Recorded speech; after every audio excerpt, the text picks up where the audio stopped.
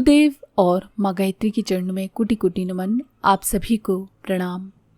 विश्वास करें या ना करें, मंत्र फल अवश्य देते हैं।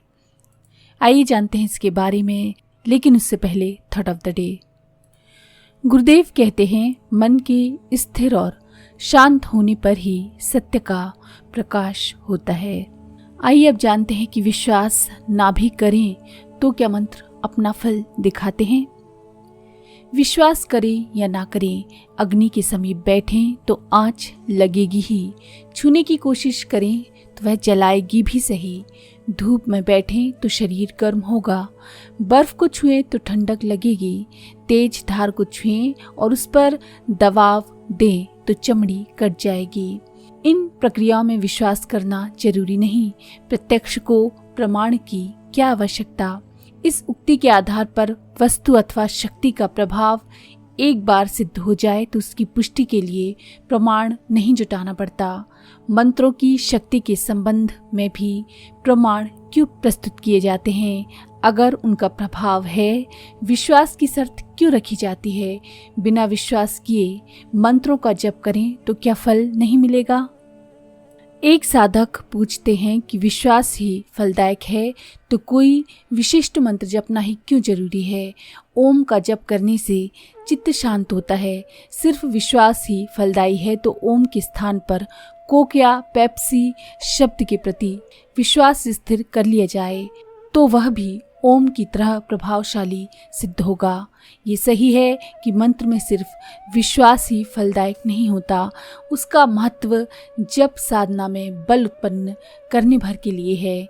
विश्वास हो कि लक्ष्य को साध कर छोड़ा गया तीर उसे वेध देगा तो धनुष की डोरी के खिंचाव में बल आएगा, निशाना ठीक से सधेगा। विश्वास हो कि आग पर रखने से रोटी पक जाएगी तो भोजन तैयार करने की प्रक्रिया व्यवस्थित चल सकेगी। विश्वास हो कि वाहन पर बैठकर की गई यात्रा हमको लक्ष्य तक पहुंचा देगी तो दूरी तय होने के बीच का समय बिना किसी तनाव के बीत जाएगा। अन्यथा इस बीच उठती रहने वाली चिंता मन को थकाएगी और यात्रा के बीच में हो सकने वाले छोटे मोटे काम भी गड़बड़ा जाएंगे। मंत्र साधना की सफलता में विश्वास एक सीमा तक ही उपयोगी है। कुछ आचार्यों के अनुसार वह साधना का तारतम्य और प्रवाह बनाए रखने मात्र के लिए जरूरी है। विश्वास करें या ना करें, मंत्र अपना प्रभाव दिखाते हैं। मंत्र साधना को जो आधार सिद्धि तक पहुंचाते हैं उनमें मुख्य है शब्द शक्ति, जप या मंत्रों की आवर्तिता, यानी कि बार बार दोहराए जाना उनको, और साधक की चर्या। शब्द मंत्र का शरीर है। ये ऋषियों की साधना और परम सत्ता के अनुग्रह से मिलकर बना है। जिन दिव्यात्माओं की चित्त भूमि में मंत्र प्रकट हुआ उन्हें ही उस मंत्र का ऋषि कहा गया। ऋषियों मंत्र दृष्टाओं की आर्ष उक्ति संबंध में प्रसिद्ध है। मंत्र जिस रूप में प्रकट हुआ, शब्दों का गुम्फन और उच्चारण की जो प्रक्रिया निश्चित हुई वही ऊर्जा प्रकट करती है। अन्यथा शब्दों में स्वतंत्र रूप से कोई शक्ति नहीं होती। जिस शब्द को ब्रह्म कहा गया है वह मंत्र स्तर का ही होता है। सामान्य व्यवहार में हम जिन शब्दों को दिन रात प्रयोग करते हैं उनके लिए ब्रह्म का विश्लेषण नहीं लगाया जा सकता। मंत्र यदि सामान्य शब्दों की तरह होते तो वे भी सिद्धि तक नहीं पहुंचाते। नई खोजों के अनुसार सामान्य शब्दों के जप में जरा भी ऊर्जा नहीं होती, इतनी भी नहीं कि 1,00,000 उच्चारण करने के बाद पास का तिनका भी हिल जाए।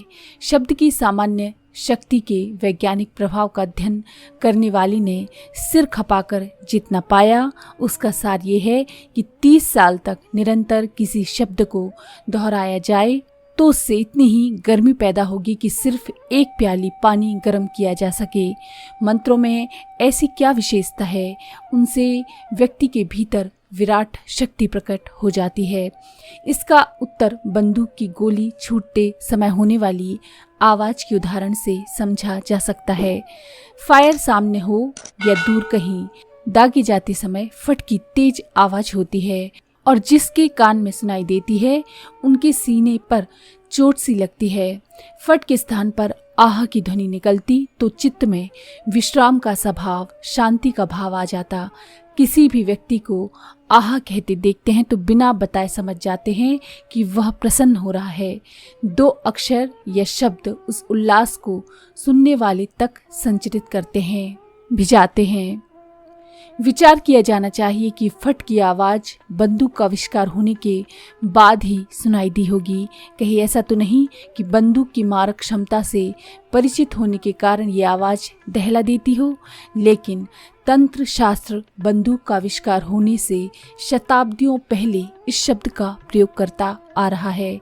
इस विद्या के आचार्य अभिचार कर्मों में फट शब्द का प्रयोग बीज मंत्र की तरह करते हैं। प्रयोगों के अभिष्ट परिणाम भी प्राप्त होते हैं।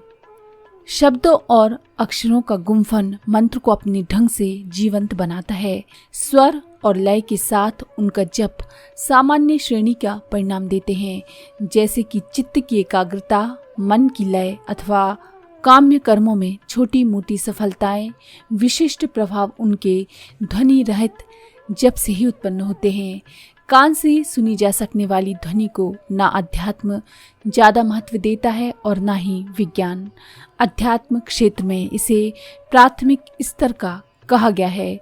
शास्त्र वचन प्रसिद्ध है कि वाचिक जप की तुलना में उपांशु जप 100 गुना शक्तिशाली है और उपांशु जप की तुलना में मानसिक जप सहस्त्र गुना। वाचिक जप अर्थात बोलकर किया जाने वाला जप, उपांशु जप में होंठ हिलते रहते हैं लेकिन उच्चारण सुनाई नहीं देता। मानसिक जप में ना होंठ हिलते हैं और ना जीभ चलती है। जप मन ही मन चलता रहता है। प्रभाव की दृष्टि से यही जप सबसे शक्तिशाली होता है। मंत्र शास्त्र के विद्वान डॉक्टर गोपीनाथ कविराज लिखते हैं कि मन से चलने वाले जप की शक्ति को विज्ञान अभी भी नहीं माप सका। वह कानों से सुनी जा सकने वाली ध्वनि को ही माप पाया है। कंठ के भीतर जिन स्थानों से शब्द फूटते हैं उनके मापने के प्रयत्न नहीं किए गए। मंत्र शास्त्र अभी भी श्रव्य ध्वनियाँ यानी जो कान से सुनी जा सकती हैं उनको तीसरे स्थान पर मानता है, जिसकी गति, सीमा और शक्ति अत्यल्प हो। जो ध्वनि मंत्र को प्राणवान बनाती है वह सूक्ष्म स्तर की होती है और चित्त के तल पर गूंजती है, जिसे हम पराध्वनि कहते हैं, जो कि हमारे चक्रों को, हमारी कुंडलिनी शक्ति को जागृत करती है।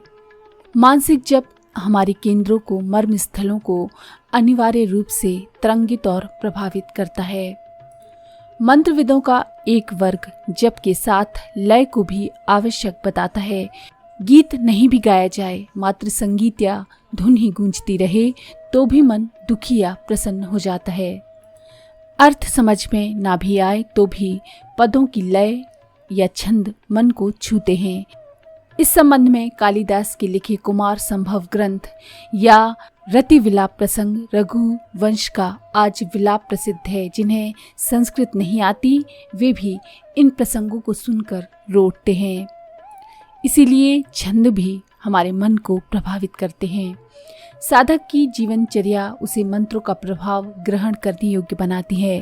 प्रत्येक मंत्र की सिद्धि, खास तरह का रहन सहन, खास खान पान और विशेष विधि तप होता है। इस पक्ष को साधना अथवा मंत्र का अनुशासन भी कह सकते हैं। गायत्री मंत्र के साधकों को अपना आहार विहार सात्विक और नियमित रखना चाहिए। दुर्गा के उपासक थोड़े राजसी स्तर के हो सकते हैं। काली की उपासना में कहीं कहीं किन्हीं क्षेत्रों में थोड़ी छूट दी गई है। वह शक्ति के रौद्र पक्ष को ध्यान में रखकर दी गई है। यदि मंत्र साधना में सही उच्चारण, लय, नियतचर्या का पालन किया जाए तो निश्चित ही परिणाम प्राप्त होते हैं। इन तीनों पक्षों का निर्वाह करने के बाद किसी साधक को विश्वास हो या ना हो, मंत्र का लाभ मिलेगा ही। अग्नि, ईंधन और पात्र के साथ पानी या आहार का मेल हो तो विश्वास करें या ना करें, भोजन पकेगा ही। फलदार वृक्ष हो, यात्री हो और तोड़ने के लिए प्रयत्न हो तो फल आपको मिलकर रहेगा ही, विश्वास करें या ना करें। साधक को अपने ऊपर और मंत्र के ऊपर दृढ़ विश्वास रखना चाहिए कि मंत्र सिद्ध होंगे ही और उसका कार्य होगा ही। तो अगर आपको ये जानकारी पसंद आई हो तो प्लीज़ लाइक करें, शेयर करें, सब्सक्राइब करें और बेल के आइकन पर क्लिक करके ऑल पर क्लिक करना ना भूलें।